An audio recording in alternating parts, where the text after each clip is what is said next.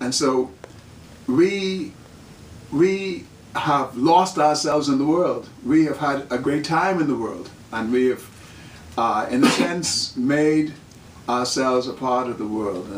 And in a sense, we've lost a little bit of who we are.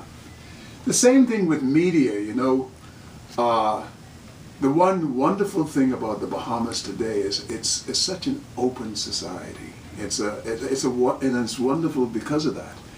It's also a society where people could come and experience their own Bahamian dreams. You know how many people have made their fortunes in the Bahamas?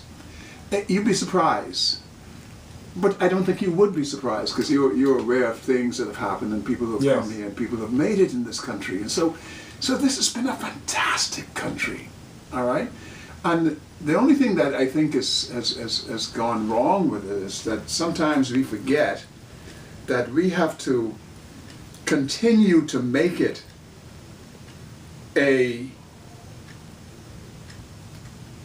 that we have a responsibility to leave it, or to try to leave it better than the way we met it.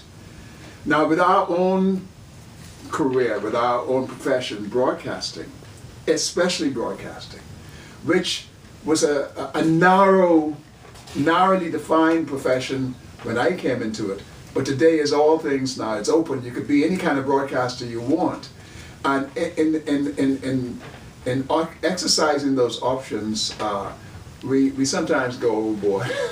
You know, we sometimes go beyond what we used to be, but then that's part of the democracy that we live in. What irks me is some of the music that's played on some of these radio stations. Well, what irks me about the music that's played in some of these radio stations is that they really don't have any place on these radio stations. They're non-redeeming at all. Can IRCA do anything about that? I think IRCA could, but you know, unless people themselves, Darold, unless we ourselves have some kind of moral barometer, no law is going to keep us in check.